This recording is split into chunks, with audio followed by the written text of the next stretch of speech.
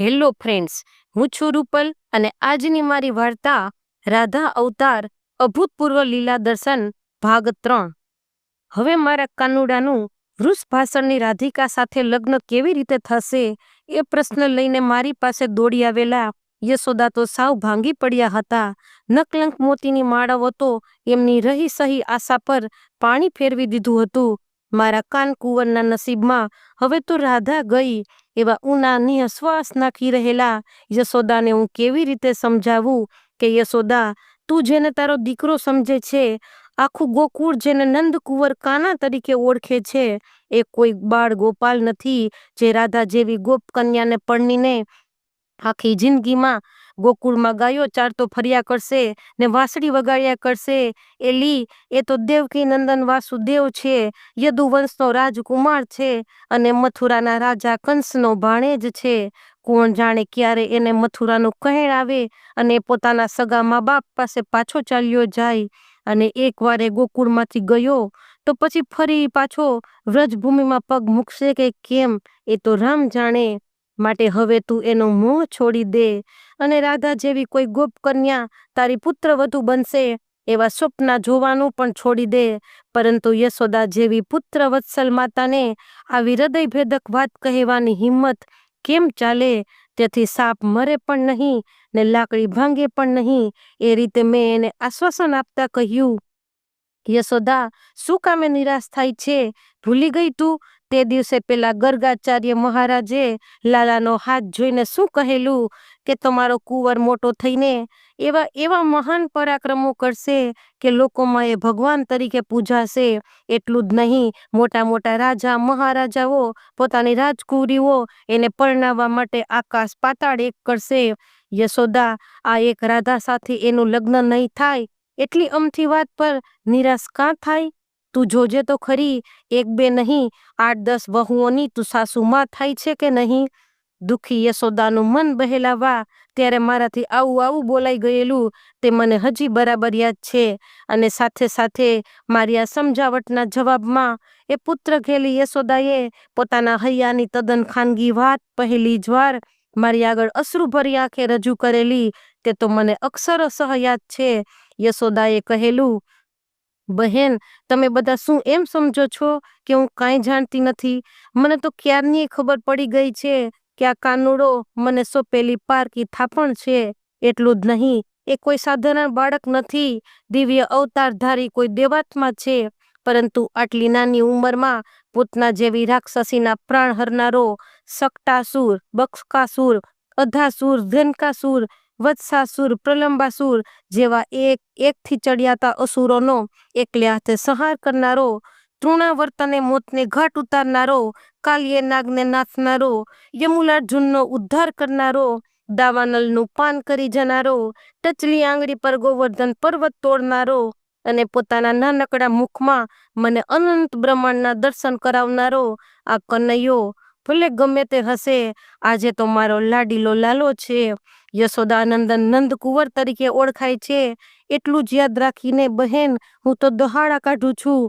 કાલે ઉઠીને એ ભલે ને મોટો રાજા બની જાય અને 8-10 શું 18 રાણીઓ ભલે ને કરે, મારે એની સાથે કોઈ લેવા દેવા નથી। હું તો સાદી સીધી એક જ વાત સમજુ છું કે કોઈ પણ જોગે ભોગે જો એનું લગ્ન આ રાધા સાથે થઈ જશે તો મારી તમામ ચિંતાઓનો આપોઆપ અંત આવી જશે। યશોદાની આ વાત મને બહુ સ્પષ્ટ સમજાય નહીં, તેથી મેં આશ્ચર્ય ભાવે પૂછ્યું કે કનૈયો રાધા સાથે લગ્ન કરે તેથી તમારી ચિંતાનો અંત આવી જાય, એવું કેવી રીતે? ત્યારે એણે ખૂબ ધીમે અવાજે કહ્યું, રોહિણી, રાધા સાથે એણે લગ્ન કર્યું હશે તો પછી એ અહીંથી ગમે તેટલો દૂર જશે તો એ 1-2 મહિને અહીં આવ્યા વિના રહી શકશે નહીં। એને અમારી એટલી બધી ચિંતા છે કે રાધા વહુને તો અમારી સેવા ચાકરી કરવા અહીં જ મૂકીને જશે। એને તો ખબર જ છે કે આખી વ્રજભૂમિમાં એક રાધા જેવી પ્રેમાળ અને લાગણીશીલ છે જે ઘટપણમાં અમારી લાકડી બની અમને સાચવશે અને તેથી જો રાધા વહુ અમારી પાસે રહેશે તો કાનુડો અમને મળવા આવ્યા વિના રહેવાનો નથી। બાકી તો બહેન ગમે તેટલી રાજકુંવરીઓને પણને એમાંની કોઈ આ યશોદા સાસુમાની ચાકરી કરવા કે મારી ગાયોને દોહવા અહીં આવવાની નથી. માટે હું તમને બે હાથ જોડીને વિનવું છું કે તમે રાધાની મા પાસે જાઓ અને આ મોતીની માળાવાળી વાત જતી કરવા સમજાવો. ગમે તે કરો પણ મારો કાનુડો રાધાને ઝટ પણની જાય એવો કોઈ રસ્તો શોધી કાઢો. કહેતા કહેતા યશોદા તો ધ્રુસકે રડી પડ્યા. અને આ બાજુ યશોદા મૈયાએ પેલા રોહિણી માને કહેલું આ રહસ્ય આજે પહેલી જ વાર કાનો કાન સાંભળીને અત્યંત ભાવ વિભોર થઈ ગયેલા દ્વારકાધીશની બંને આંખો આંસુથી છલકાઈ ગઈ. ધન્ય છે તું માં યશોદા, ધન્ય છે. આટલું બધું જાણતી હોવા છતાં માં તે સાવ અજાણ હોવાનો ઢોંગ કરી મને ઠેઠ સુધી અંધારામાં રાખ્યો. અરે રે, મેં અનેકની મનોકામનાઓ પરિપૂર્ણ કરી પણ એક તારી અંતરની ઈચ્છા હું પૂરી ન કરી શક્યો. આ અક્ષમ્ય અપરાધ બદલ હે જગદંબા તું મને માફ કરજે. બે હાથ જોડીને વાત્સલ્ય મૂર્તિ યશોદા મૈયાની ક્ષમા માગી રહેલા શ્રી કૃષ્ણના કર્ણ પટલ પર બરાબર એ જ વખતે ઓમ નમો ભગવતે વાસુદેવાયના શબ્દોચ્ચાર અથડાયા. ચમકીને પ્રભુએ એવા નેત્રો ખોલ્યા કે તરત પરાણે ખાડી રહેલો અશ્રુ પ્રવાહ આંખમાંથી વહેવા લાગ્યો. જે જોઈને ગદગદ થઈ ગયેલા દેવર્ષિ નારદજીથી વીણા ટંકાર થઈ ગયો અને મોટેથી બોલાઈ ઉઠ્યું, નારાયણ નારાયણ, મારા પ્રભુ નમો નારાયણ. વીણા ટંકાર સહી થઈ રહેલો નારાયણ નારાયણનો અવિરત જાપ સાંભળીને સુભદ્રાજીએ અને બલરામજીએ પણ આંખો ખોલી મુનિવરને પ્રણામ કર્યા. બીજી બાજુ અંદરના કક્ષમાં યશોદામાના પુત્ર પ્રેમની લીલા કથા વર્ણવતા અત્યંત લાગણીવશ થઈ ગયેલા રોહિણી માને જલપાન કરવાની જરૂર પડી. તેથી તે અટક્યા અને એ જ વખતે એમના કાને પણ નારાયણના જાપ સંભળાતા દેવર્ષિ નારદજી પધાર્યા લાગે છે એમ કહેતા રોહિણીમાં સફાળા ઊભા થઈ ગયા. આ નારદજીને અત્યારે જ આવવાનું શું સૂઝ્યું હતું એવો મનમાં બળાપો કરતી શ્રી કૃષ્ણની સાતેય રાણીઓ પણ ઊભી થઈ ગઈ. દ્વાર ભણી જવા ઈચ્છતા રોહિણી માને હાથનો ટેકો આપીને રૂકમણીએ તેમને ધીરે ધીરે દોર્યા એટલે બાકીની રાણીઓ પણ તેમની પાછળ પાછળ જવા લાગી.